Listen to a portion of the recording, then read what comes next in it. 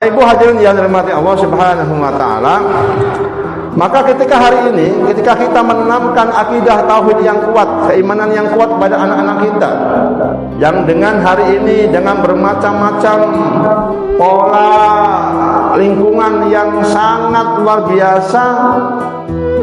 biasa menghantam kepribadian anak-anak kita, dengan era digitalisasi, dengan era informasi yang sangat kuat sekali, kita akan sangat berat sekali, Bapak Ibu sekalian, untuk apa? Untuk mempertahankan akidah keimanan yang kuat ini. Di zaman yang semakin canggih ini, justru semakin canggih pula godaannya, tantangannya, hambatannya yang akan bisa merusak keimanan dan ketauhidan kita sebagai seorang muslim. Bapak Ibu hadirin yang dirahmati Allah Subhanahu wa taala, maka ketika anak-anak kita diberikan keimanan yang kuat, diberikan tauhid yang kuat, diberikan akidah yang kuat, maka dia akan bisa melindungi dirinya, akan bisa memprotek dirinya dari semua tantangan yang akan bisa merusak kepribadian, yang akan bisa merusak akhlaknya.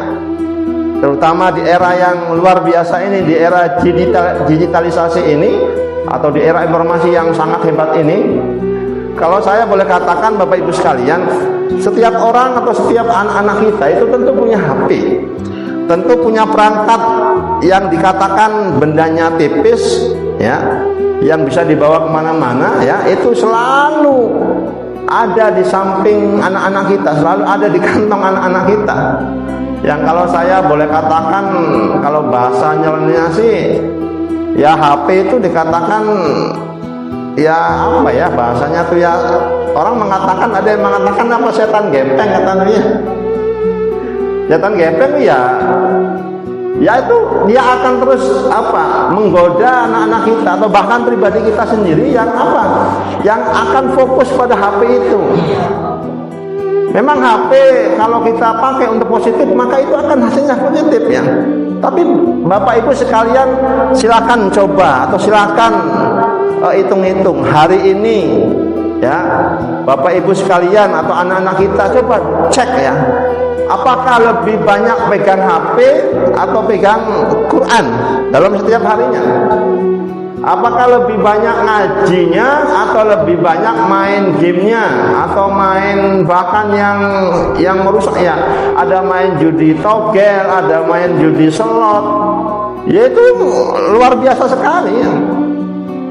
Nah, inilah tantangan hambatan yang amat sangat luar biasa menggurus, ya, generasi muda kita hari ini, umat Islam, generasi Islam yang akan menggantikan nanti, itu digerus dengan apa? Dengan perkembangan zaman yang amat sangat luar biasa. Maka Bapak Ibu sekalian, di sini kita perlu kembalinya kita mengingatkan kepada anak-anak kita tentang apa? Tentang konsep pendidikan Islam. Maka diajarkan dalam Quran, sudah disampaikan oleh Allah melalui ayat-ayatnya, bahwa pendidikan yang pertama itu adalah apa? Yang harus ditanamkan kepada anak-anak kita itu pendidikan al-aqidah, pendidikan keimanan, pemahaman tauhid yang kuat kepada Allah Subhanahu wa taala. Maka hanya kepada Allah lah semua itu harus kita upayakan, harus kita memasrahkan dirinya, ya. Karena hari ini Bapak Ibu sekalian, orang melihat sesuatu itu pakai standarnya standar media sosial, ya. Apapun yang ada di media sosial itu mudah ditiru, ya, mudah dicontoh atau mudah dilakukan, gitu, ya.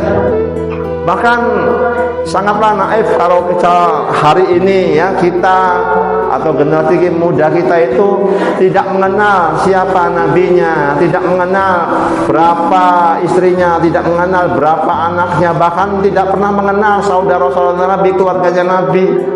Nah, ini kan sangat miris sekali bagi kita, ya.